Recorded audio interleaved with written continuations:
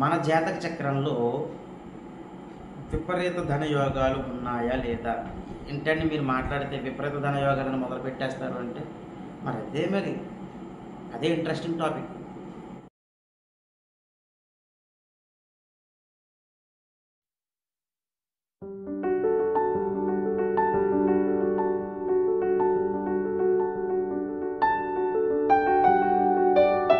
శ్రీ మాధవానంద గురుభ్యో నమః. శ్రీమాత్రే నమః.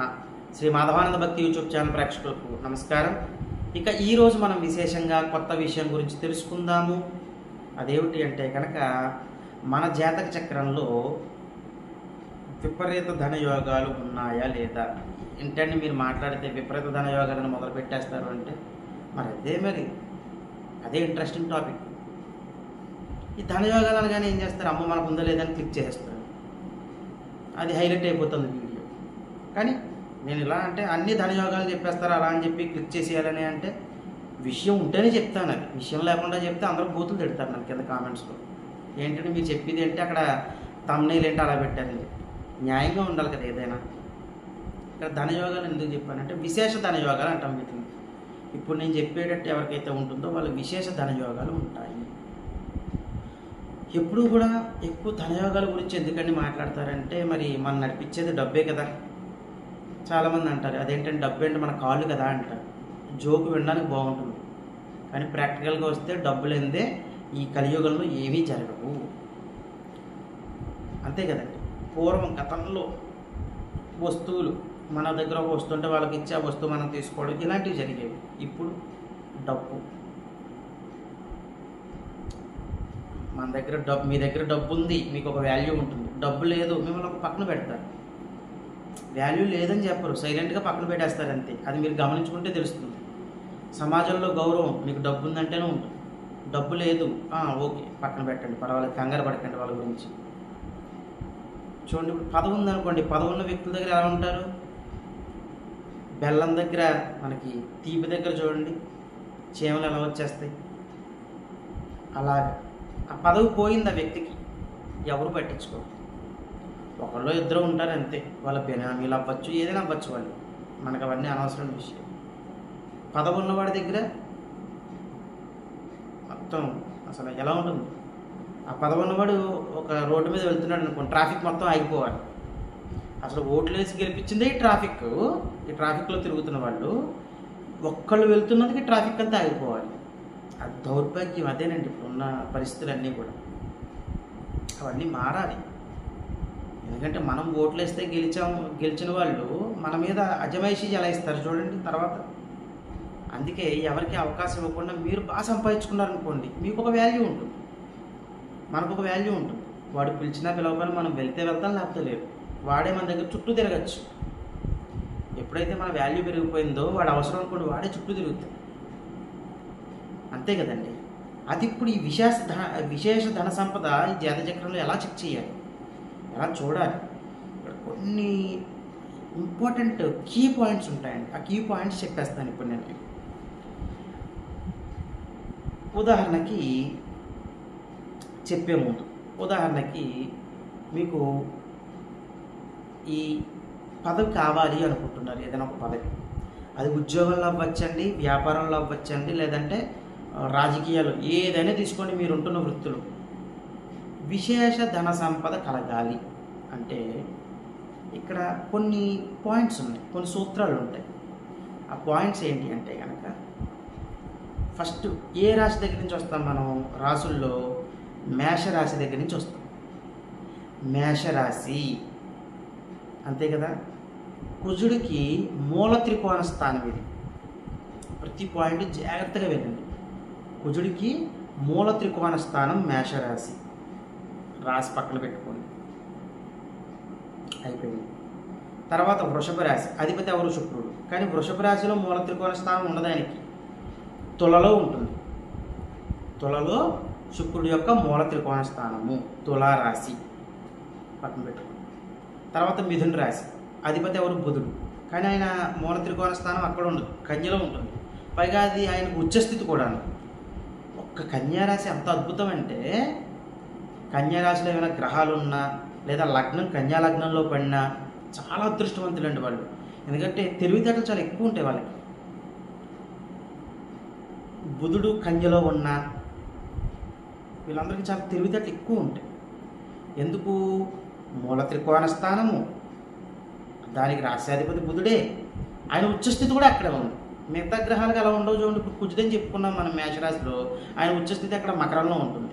ఇందాక మరి వృషభ రాశి అని చెప్పుకున్నది తొలకి మూల త్రికోణ స్థానం, శుక్రుడు అని చెప్పుకున్నాము మూల త్రికోణ స్థానం, ఆయన ఉచ్చస్థితి మీనంలో ఉంటుంది. అలాగా ఈయన ఉచ్చస్థితి మూల త్రికోణ స్థానం కన్య అయినట్టు చాలా బలమైన స్థానం అది. రాశి పక్కన పెట్టుకుంటాం.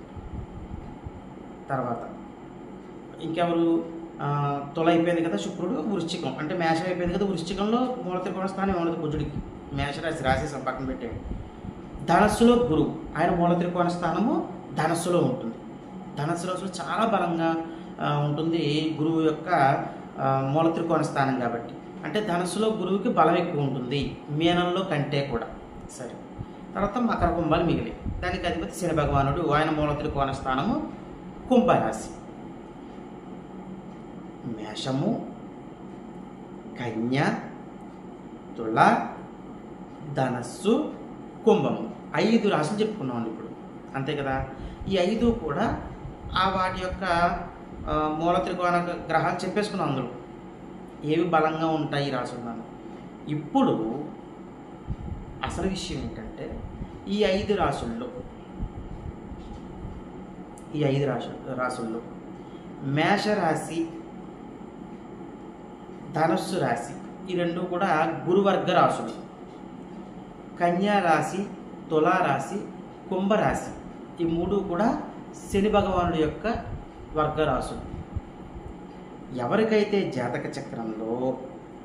మీ జాతక చక్రంలో ఈ రాశుల్లో గ్రహాలు ఉండి అవి మిత్రవర్గ గ్రహాలు అయ్యి ఆ మహర్దశలు ఏవైనా వస్తున్నప్పుడు మీకు లగ్నత్తు ఆ గ్రహాలు యోగకారకులైతే మీకు విశేష ధన సంపద కలుగుతుంది, విశేష ధన సంపద కలిగి తీరుతుంది అని చెప్పుకోవచ్చు. అందులో వాళ్ళు మళ్ళీ ఏ నక్షత్రాల్లో ఉన్నారో కూడా చూసుకోవాలండి, అది కూడా చాలా ఇంపార్టెంట్.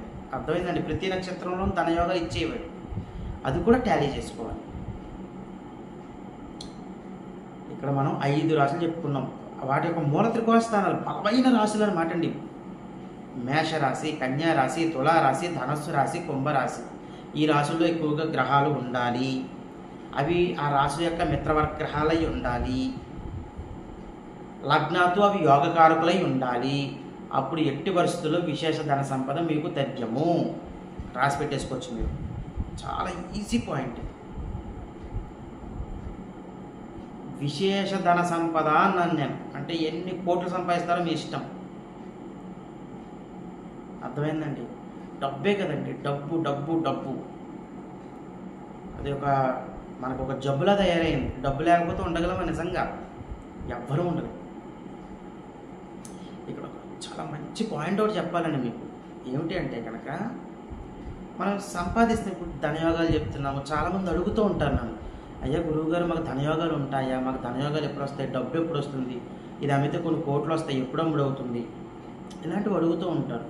వాళ్ళ జాతచక్రంలో ఏంటంటే యోగకారక దశ ఉండకపోవచ్చు, ప్రారంధకరం ఇంకా వదలకుండా ఉండకపోవచ్చు, పితృదోషాలు ఉండొచ్చు, సర్పదోషాలు ఉండొచ్చు, ఇవన్నీ ఉంటాయి జాతచక్రం మీరు స్టడీ చేస్తున్నప్పుడు.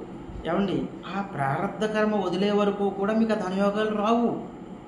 ఆ ధనయోగాలు రావాలి అంటే మీ యొక్క ప్రారంధ కర్మ మీకు వదిలిపోవాలి, లేదా మీ పితృదోషాలు ఉన్నాయి, పితృదోషాలు వదిలిపోవాలి, సర్పదోషాలు ఉన్నాయి, సర్పదోషాలు వదిలిపోవాలి.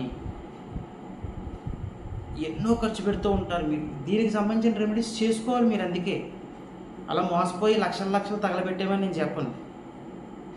ఎలివేట్ అవ్వండి, నాలెడ్జ్ పెంచుకోండి, అంతే మీరు చేయాల్సింది. ఎందుకంటే అండి ఎంత కోటీశ్వరులు అయిపోవాలి. ఈ ప్రశ్న ఇప్పుడు గుర్తొచ్చిన పాయింట్ మాట్లాడుతున్నప్పుడు, ఒక వ్యక్తికండి ఆల్మోస్ట్ 90లో పడిపోయారు. ఆయన చాలా పెద్ద ఆయన. నాకు ఫోన్ చేశారు ఆయన, అయ్యా మీరు చాలా బాగా చెప్తున్నారు, వయసులో చాలా చిన్న వయసులో ఉన్నారు, చాలా బాగా చెప్తున్నారు, ఈ వయసులో అంత నాలెడ్జ్ రావడం చాలా గ్రేట్ చెప్పుకుంటూ వచ్చారు. చాలా మంచిది. ఆయన ఆశీస్సులు నా మీద ఉండడం చాలా మంచిది. పెద్ద వయసు ఆయన ఆశీస్సులు నాకు ఎప్పుడు అలాంటి వాళ్ళ ఆశీస్సులు ఉండాలి మనకి. ఏదైనా చెప్పండి అంటే, అది ఏం లేదండి, నాకు ఒక సైట్ ఉంది, అది అమ్ముడవ్వాలి, అది అమ్మితే నాకు ఒక 10 కోట్ల దాకా వస్తాయి, అప్పుడు నేను స్థిరపడతాను అన్నారు. అక్కడ ఆగిపోయాను నేను. ఆయన వయస్సు 89, 90 దగ్గర ఉన్నారు. ఇంకా 90 వేసేసుకోండి. ఈ పాటికి 90 దాటేసి ఉంటే చాలా కాలమైంది నాతో మాట్లాడి. 90 సంవత్సరాల పెద్ద ఆయన ఒక సైట్ ఉందండి, అది అమ్ముడవ్వాలి, అది అమ్ముడైతే నా కష్టాలు తీరుతాయి, ఒక 10 కోట్లు వస్తుంది, నేను స్థిరపడతాను అన్నారు. 90 ఏళ్ళకి స్థిరపడ్డాం. చూడండి మన ఆలోచన ఎలా ఉంటుందంటే, ఇంకా ఆయన ఏంటంటే ఇంకా ఏదోటి సాధించాలి అని ఒక ఇది. ఈ విశేష ధన సంపద డబ్బుకున్నది చూసారా, మనకి తప్పులేదు, అది ఎవరికున్న, అది నేను తప్పు అని చెప్పడం నాకు రైట్ లేదు. అదేంటంటే మీకు 90 ఏళ్ళ వయసు, మీరు డబ్బు గురించి అడుగుతున్నారంటే, ఆయన సైట్ ఆయన అమ్ముకుంటాడు, ఆయన ఇష్టమే, మన ఎవరం కాదన్నానికి. ఆయన పేరు ఉంటుంది, తర్వాత వాళ్ళ మనవలకో వాళ్ళ ముందు మనవలకి ఎవరికో వాళ్ళకి ఇచ్చుకుంటారు ఆయన, అంతే కదా. చెప్పాను ఇలా చేసుకోండి అయ్యా మీకు బాగుంటుంది అని చెప్పి, సరేనండి అన్నారు. ఇలా అందుకే డబ్బుకి వయసు ఉండదు, వ్యత్యాసం ఉండదు. గ్రహాలు సరిగ్గా లేకపోతే ఒక మార్గంలో సంపాదించము, అన్యాయంగా సంపాదించినా న్యాయంగా సంపాదించినా డబ్బు సంపాదించేయాలనుకుంటారు. కానీ ఫైనల్గా ఇది ఒకటి గుర్తుంచుకోవాలండి మనం.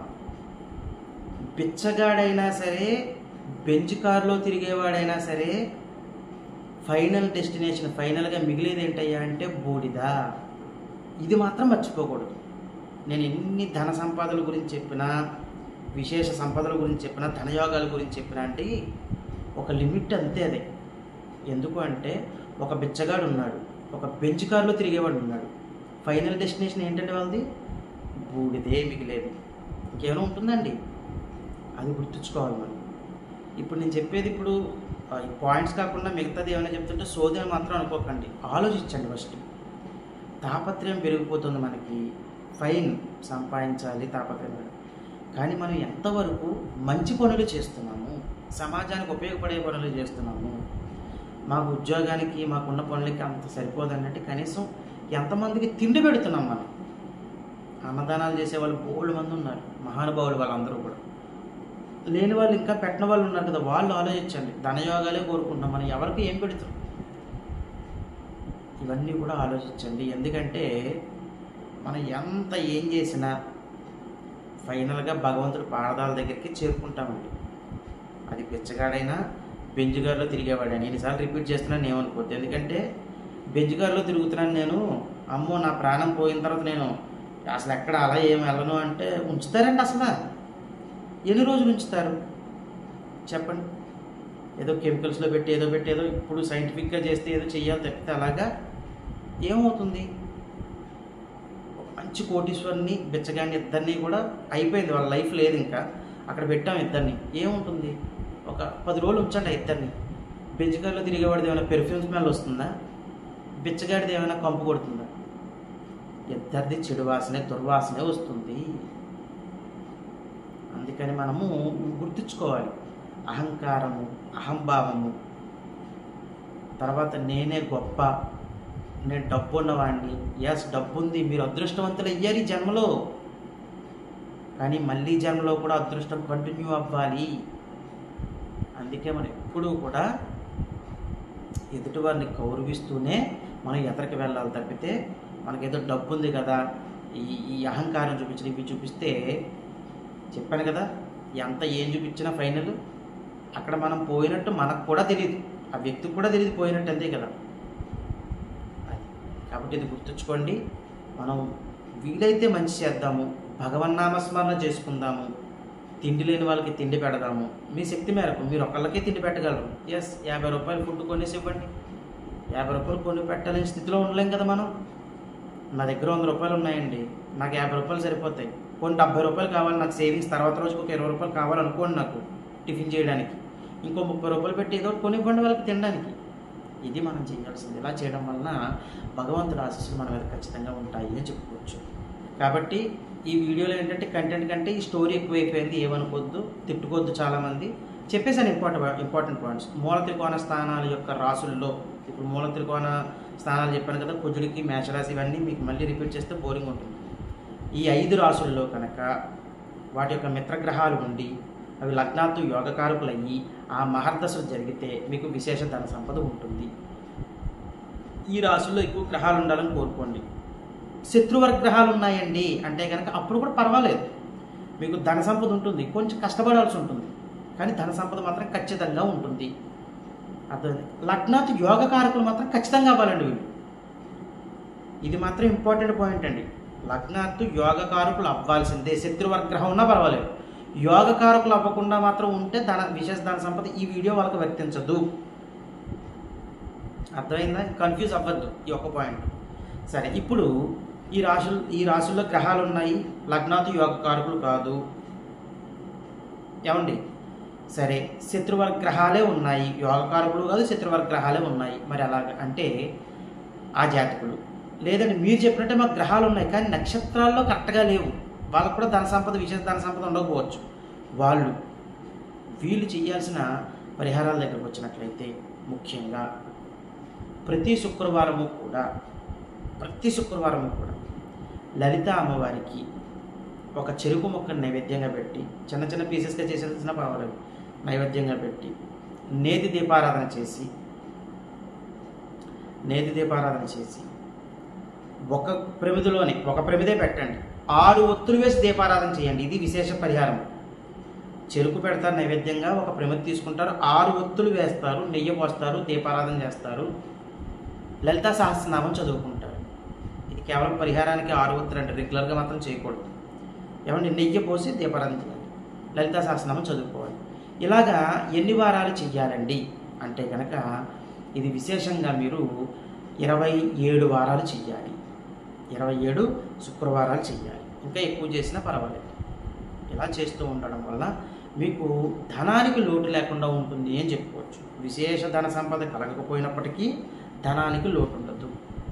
ఇవన్నీ చేసుకుంటూ మీరు సంఘంలోనూ సమాజంలోనూ మంచి పేరు సంపాదించుకుంటూ మీ కుటుంబ సభ్యులతో సుఖశాంతులతో జీవిస్తారని కోరుకుంటూ సర్వే జనా సుఖినో భవంతు. శుభం.